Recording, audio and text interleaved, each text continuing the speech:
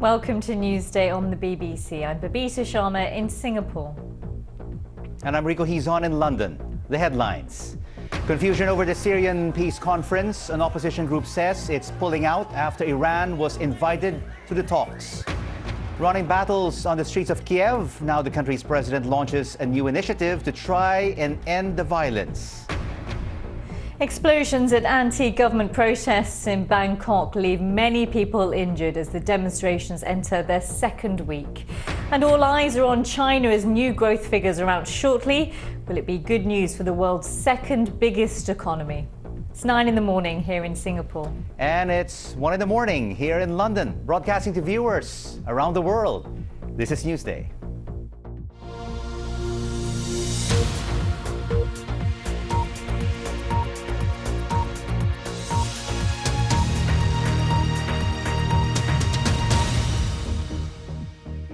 Thanks for joining us.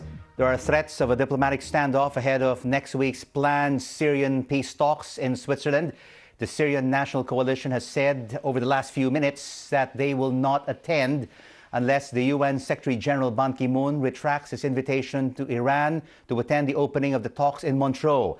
Mr. Ban had said that, in his view, Iran needed to be part of the solution to the crisis in Syria. For the latest, let's cross over now to Washington and Beth McLeod. Beth, thank you so much for joining us. Why doesn't the Syrian National Council want Iran to attend these talks in Geneva? Well, the Syrian National Coalition, which is the main opposition group representing the Syrian rebels, have just tweeted from their official account that they will pull out of the Geneva II peace negotiations unless the invitation to Iran is retracted by the UN Secretary General Ban Ki-moon. Now, in terms of why they might do this, Iran is a key ally of President Assad, and presumably the National Coalition think that it will put them in a weaker position if Iran are in attendance at these talks. But if we do have the Syrian National Council together with Iran in these talks in Switzerland, what is the likely impact on the outcome of the negotiations? Well, it's an interesting one. Secretary General Ban Ki-moon was at pains to say that Iran was only invited to the first day of these talks in Montreux in Switzerland. They were not going to be part of the main negotiations, which will take place from Friday in Geneva. And that's when the two parties will come together, the two warring parties in Syria, the government and the opposition parties. In actual fact, Iran wouldn't be playing a part in the negotiations in Geneva, but presumably symbolically, the National Coalition thinks this is not appropriate for them to be in attendance. Beth McLeod in Washington, thank you so much for the update. And over now to Singapore and Babita, there's no let-up among protesters in Bangkok despite those weekend attacks. No, that's right, Rico. Anti-government protesters are beginning now a second week of the so-called shutdown aimed at ousting the Thai government. The weekend brought fresh violence on the streets of the capital and 28 people were injured when an anti-government protest was hit by explosives. Now, after the attack, the protest leader Suthep Thaugsuban urged supporters to enlist more people in their campaign to force out the government of Prime Minister Yingluck Shinawatra. The BBC's Jonathan Head reports now from Bangkok. 2 grenades tossed seconds apart left nearly 30 people in need of hospital treatment. The strewn and torn clothes were from a stall selling protest souvenirs. It isn't just the hardcore guards who are being targeted now. Singh Chuaimak described how he chased one of the grenade throwers, only to be hit by the second explosion. But who is responsible for escalating the violence in an already very tense political deadlock? Leading opposition politicians came to pay their respects to the body of Prakong Chujan, the 46-year-old man who died from injuries sustained in Friday's grenade blast. In the eyes of the protesters, he's a martyr to their cause now, a victim of what they believe was an attack by the government's supporters. But the police say all the evidence they've seen suggests that the grenade was thrown by one of their own, somebody marching with the protesters on Friday. Prime Minister Yingluck Shinawatra repeatedly says she wants no violence. She insists there's no alternative to continuing with the election that she's called for 2 weeks' time. The man who's been calling on her to step down and leave the country is just as adamant that he won't stop his insurrection. Suthep Thaugsuban is marching through different bits of Bangkok every day, trying to sustain the momentum of a movement driven by hatred of the Prime Minister's family. All the time, her own supporters are watching this with growing frustration. The risk of a more serious confrontation is rising, with no one willing or able to stop it. Well, Jonathan joins us now live from Bangkok. And Jonathan, so as you were hearing in your report, they're into a second week. I mean, what is the situation there and now at the moment? Well, it's extremely tense, as you can imagine. I mean, these explosives thrown into crowds now are rather different from the attacks we saw earlier in the week, where there were drive-by shootings late at night targeting the security guards, the hardcore of the protest organisers' movement. This is a bit different when you get ordinary followers of the protest movement being hit by these explosives. It's made people very, very angry. The government and the police have both said, as regarding Friday's incident in which one man died, that they actually believe it might have been somebody in the crowd. So that's been totally rejected by the protest movement. They're adamant that this is the government or its own supporters having a go at them. But it has polarised things a lot more. Now, whether it gets more people on the streets is another matter. We've seen the numbers of protesters dwindling throughout last week, and the protest leader Suthep Thaugsuban really struggling to try and keep the numbers up. And the government itself seems to be playing a waiting game, standing back, trying to avoid confrontation in the hope that the protest movement dwindles. But there's always enough of them. They're still holding the city centre, they're still blocking traffic, and they will still move around to try and create a sense of presence. And unfortunately, because there is no police force in the centre of the city, they've kept away, and the protesters don't trust them. There is some army presence, but the army is trying to stay in the background as well. There isn't really any way of stopping these kinds of attacks from happening. I know when we spoke at the end of last week, you were very much saying that protest numbers had dwindled. Is there a sense now that the violence that took place over the weekend has perhaps reignited the protest movement on the streets there? I'm not sure it will. I mean, remember, a lot of the followers, the mass following of this protest movement here in Bangkok are pretty ordinary people. They may be very angry about these explosions, but it may also make them think twice about staying for any long period of time. I mean, I've spoken to quite a lot of people who sympathise with the protest movement over the weekend, but are a lot more hesitant now about throwing their weight behind it. So it's possible the explosions may have a counterproductive effect, that actually it only leaves the hardcore there, and more of the less hardcore followers here may consider it too dangerous. But it does add to the air of polarization here. That already we've seen extremely angry and often really harsh language used at these protest sites, not just against the government, I mean really appalling language against the Prime Minister, a lot involving of a sexual nature, but also a virtual demonization of the government's own supporters, the so-called red shirts, who we don't see much in Bangkok. And that leads to real problems, because if somebody's a suspected red shirt and gets caught here, they're very often either captured, and quite often they've been badly beaten as well. Okay. Even police officers have been caught and beaten, and that's the kind of atmosphere we've got here at the moment. Okay, Jonathan, thank you so much for that. Jonathan Head there in Bangkok. Now, a Japanese mayor who opposes a plan to relocate an American military base to his city on the island of Okinawa has been re-elected. Susumu Inamine told his supporters the poll was about one issue: the base and the people had spoken. Okinawa is home to 30,000 American troops. Many of the island's residents blame them for a number of traffic accidents, increased pollution and crime. Now to the Ukrainian capital, Kiev, where there have been violent clashes between riot police and protesters. In a moment, Daniel Sanford will have a report on what's being described as the worst violence in years. But first, let's look back at what brought Ukraine to this point. Well, the country lies at the crossroads between two economic superpowers. To the west, the 28 member states of the European Union and the promise of trade, while to the east is Russia, with its long cultural ties to the country and abundant gas supplies. But the country itself is divided. While everyone in Ukraine is bilingual, those in the western part of the country speak Ukrainian first and foremost and feel aligned to Europe. while those in the east speak Russian and see Russia as their natural neighbor. The current president, Viktor Yanukovych, was voted for predominantly by the Russian speakers in the east. Ukraine's protests began when the president decided not to sign a partnership deal with the European Union last November. The president has now said that he will be setting up a commission to try and end the crisis after Sunday's demonstration saw some of the worst violence so far. Daniel Sanford reports. Stun grenades, tear gas and Molotov cocktails in central Kiev tonight, as angry demonstrators lost their patience with their government. The fighting was isolated, but was the most serious violence Ukraine has experienced in 2 decades of upheaval. The day began with a massive but peaceful demonstration against the government's drift away from the European Union and towards Russia. Many in the crowd wore jokey makeshift headgear to protest controversial new laws passed by the President and Parliament this week.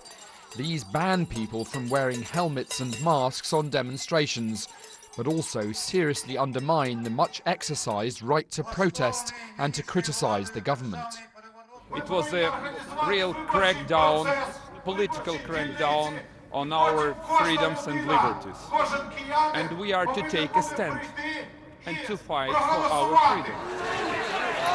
Then a section of the crowd broke away and, shouting revolution, started attacking police lines near the parliament.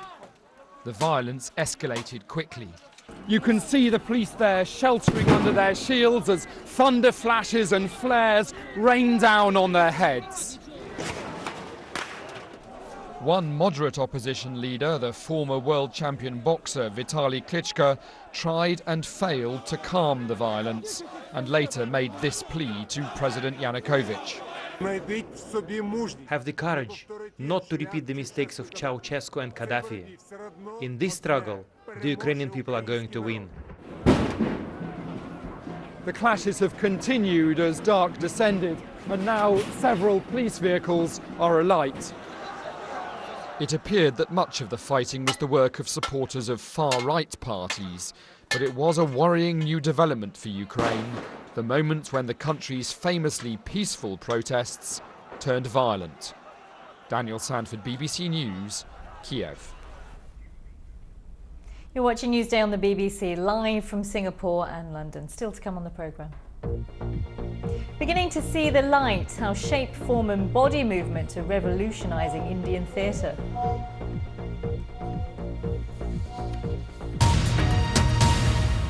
Now some news from across the UK. The mother of a 3-year-old boy who was found dead in Fife on Friday will appear in court later today. Rosdip Kular has been charged in connection with the death of her son, Mikhail.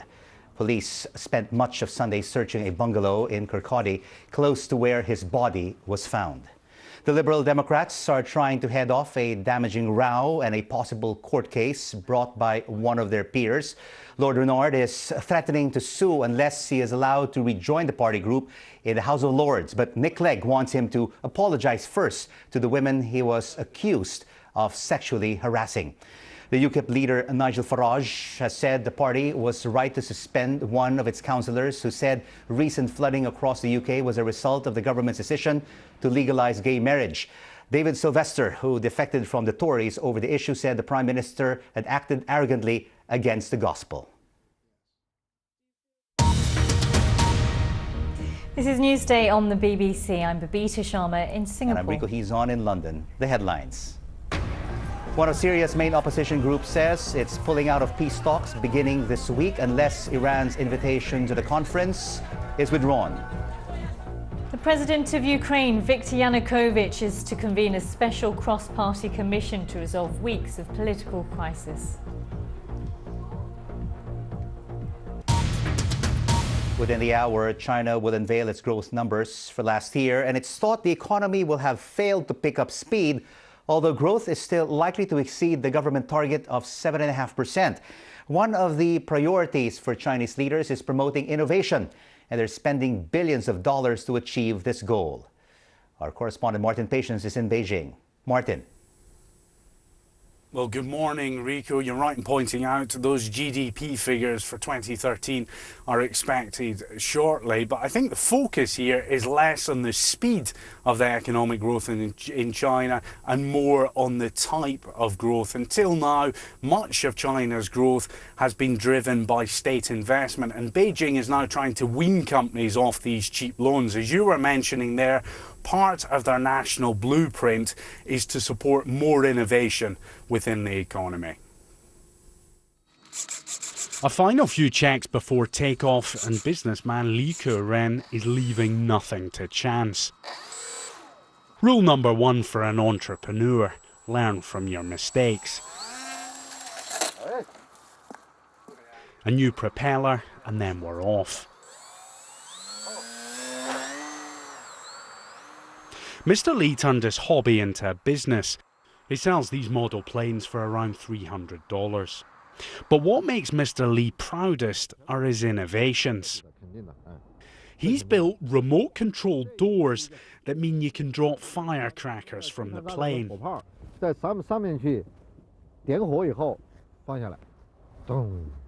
It's all a bit of fun, he says, but Mr. Li is deadly serious about protecting his design. When it comes to copying, the Chinese are the best in the world. I fear that if I don't have a patent for my design, then it would simply get stolen. I don't even give people a drawing of my plan when I'm asked.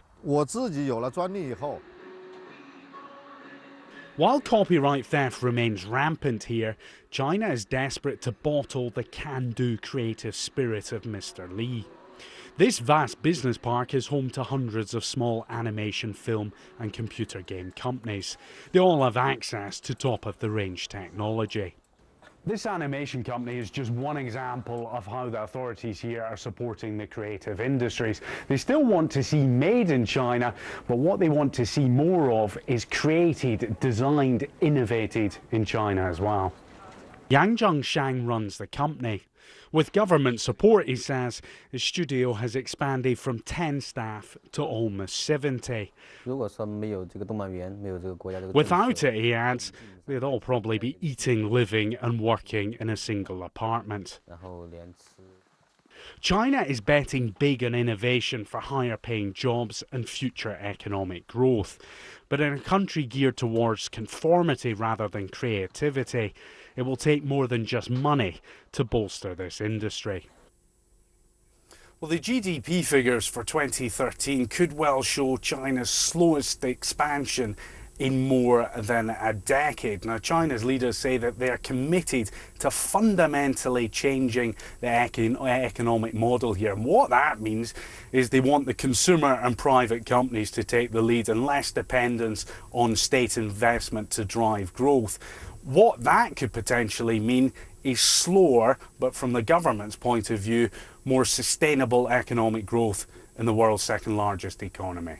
Indeed, the stock markets are waiting for those results from China. Martin Patience in Beijing, thank you so much for joining us.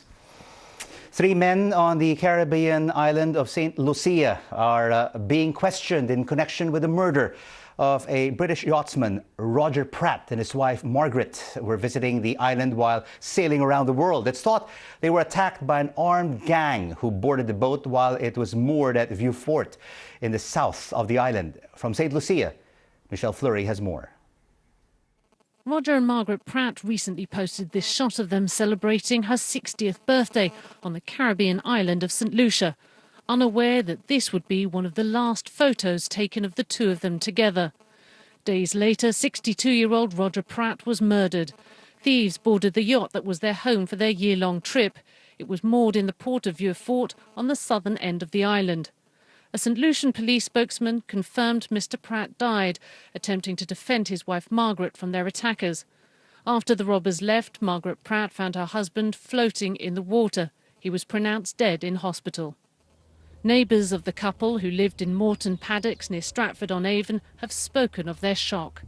They describe Roger and Margaret Pratt, who had no children, as passionate, experienced sailors, and said they'd often spoken of their planned adventure. I am very sad because, they were one of the nicest couple you could hope to meet. Mrs. Pratt is recovering after being treated in hospital for her injuries. The couple had planned to leave Vieux Fort on Thursday, but their clearance was denied by customs authorities, a fact that Margaret Pratt bemoaned on her blog. For this British couple, what was meant to be a great adventure has turned into a nightmare. Michelle Fleury, BBC News in St Lucia. Fresh violence has broken out in the Central African Republic. The International Committee of the Red Cross say at least 50 people have been killed in the northwest over the last 2 days. Thomas Fessi reports. Screams of hatred, and in the absence of government, angry mobs now rule the streets. These African Union soldiers are struggling to keep this crowd of Christian people at a distance from the roundabout just there, where they killed 2 Muslims, set the bodies on fire. This is an act of revenge, they are saying, for the killing of one of them. The latest victims of a continuing sectarian violence. One of them used to live in this Christian neighborhood. The other was dragged out of a taxi and lynched. We will be out here round the clock, he says. If I see a Muslim go past, I will kill them myself. He claims that one of his brothers and his sister were killed by Muslims. Gunfire rang out further in the neighborhood. The African peacekeepers are on high alert. Removing bodies from the streets of Bangui has become a daily routine, but attacks and killings are being reported throughout the country. This enraged crowd was finally dispersed, but the hunger for vengeance will soon bring them back out. Thomas Fessi, BBC News, Bangui. In Norway, a huge fire has ripped through a historic village. 52 people are being treated in hospital. It happened in the village of Lerdarsøyri, which is famous for its historic wooden buildings. It's more than 250 kilometers northwest of Oslo. The cause of the fire hasn't yet been established. Jonathan Josephs reports. The fire broke out in the middle of the night. Hundreds of residents were forced to evacuate this historic village as it quickly spread, aided by strong winds. Lerdarsøyri is in the West Norwegian fjords, a UNESCO World Heritage Site. The area is famed for its exceptional natural beauty as well as some of its man-made structures. Local residents are in shock. It's terrible, completely terrible. It feels a little bit better when I can no longer see the flames. What can I say? The people in the village were very calm, but you can see it has had a deep impact on them. You become a little speechless. Daylight revealed the full extent of the irreparable damage. The wrath of the flames was no match for more than 100 emergency personnel. Some of the best preserved wooden buildings in the country have been destroyed forever. They'd been standing since the 18th and 19th centuries and still brought tourists to the area. In total, more than 20 buildings were completely destroyed and dozens of people treated in hospital. The scar on this beautiful landscape won't be easily healed. Jonathan Josephs, BBC News. Theatre in India has often been traditional in its use of storylines, dialogue and song to reflect issues in society. But at the annual theatre festival held in Delhi, a new form of the art has been gaining popularity. Divya Arya has the details. It's a cold evening in January on the open lawns of India's National School of Drama, and a performance called Maya is underway. The word means something undefined and intangible. This 30-minute performance by a group from India's northeastern state Manipur is as abstract as the idea itself. Through body language, shadow of lights and rhythm of music, we want to echo words which are neither in English nor in Hindi, but are understood by all. The ideas for experiments like Maya lie in international productions like these. Utsushi from Japan is a collage of Buto dance performances. A form developed in Japan after the Second World War, it was originally called the Dance of Darkness. Buto is a dialogue with gravity. I think communication does not necessarily need words. Rhythm, music and body movements are all effective in storytelling. This form of theatre is new to the Indian audience, but they say they're open to experimenting with their taste. I really liked the performances. The actors' mastery of their bodies, their controlled moves, and the beautiful lighting on the stage kept me completely hooked. At some points during the performance, I struggled to understand the meaning, but ultimately it all came out really well. Of the 62 Indian entries at the festival, only 4 are non-verbal.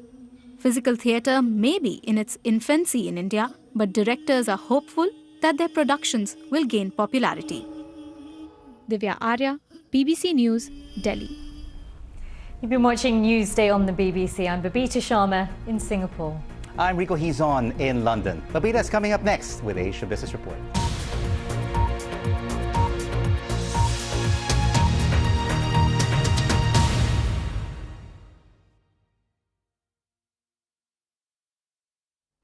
Hello there. You can probably guess by the look of this ball behind me that we are expecting quite a bit of frost overnight tonight. So for the morning, it is going to be there. It'll be a cold start to the day. There'll also be a fair bit of fog around as well. So something to bear in mind if you're going to be travelling. Could even see some icy surfaces across parts of Scotland where we've had some showers keeping going through the night. And indeed, there will be 1 or 2 showers across many western and southern coasts. But for most of us, it'll be a dry start to the day.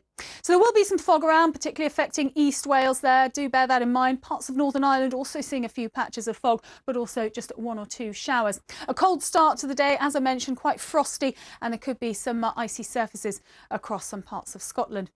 It'll be a dry start to the day, though, for most of us, but we will have some fairly extensive fog across parts of northeast England, particularly through the Vale of York. A particular spot there for seeing fog, of course, down into the Trent Valley as well, and some of that could linger on into the afternoon. Across East Anglia, it'll be a cold and frosty start. There could be some brightness around the southeast, but some patches of fog turning up almost anywhere, really, across the south. 1 or 2 showers there for the southwest, but for most of us, as I said, it will be a dry start to the day. Now, that fog will be fairly extensive, but hopefully it'll start to lift away as the day goes on. 1 or 2 spots will hold on to some of that fog all day, perhaps through the Vale of York or the Trent Valley maybe, so that will have a knock-on effect on the temperatures. But for most of us, we'll get some brightness coming through, maybe a few sunny spells, and temperatures should reach around 7 or 8 degrees, although even that may feel a little bit chillier than we've been used to. Now, through the rest of Monday, we'll see the clear skies persisting, and that will allow the mist and fog to reform through the night. So it'll be more extensive, I think, on Tuesday morning even than Monday morning. A real hazard, I think, if you are going to be taking to the roads. A change out towards the west, though, through the early hours of Tuesday, because here a weather front will move in, and this will bring some wet and windy weather with it. So fog won't be a problem here, and perhaps not even frost either, whereas elsewhere under those clear skies, we will see temperatures dropping below freezing once again. So a cold and foggy start once again in central and eastern areas on Tuesday. Eventually that lifting, perhaps some brightness coming through for a time, but this weather front will continue to move in from the west. It'll hang around for some time, I think, even as we go through Tuesday night into Wednesday. It's still affecting some eastern areas, so that will give some rain here through the first part of Wednesday. And with low pressure still in charge, we won't be immune from a few showers almost anywhere. So it's looking fairly unsettled once again as we look towards the middle of the week. But in the short term, at least, it's the fog and frost to bear in mind.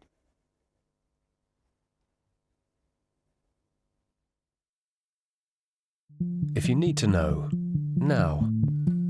If you're asking, what's next? If the latest is vital. If you have to follow every development. If you want every headline, anytime. If the story matters wherever you are. If the news is part of your life, keep it with you. August the 4th, 1914, 11 p.m. Britain, with 120,000 soldiers, is now at war with Germany and an army of 2 million. There was now no going back. This would be the first truly modern war, a total war, pitting the resources and resolve of entire populations against each other. A war that would turn the country upside down. Britain's Great War starts next Monday at 9 on BBC One.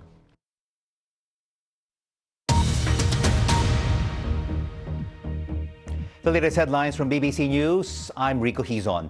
One of Syria's main opposition groups says it's pulling out of peace talks beginning this week unless Iran's invitation to the conference is withdrawn.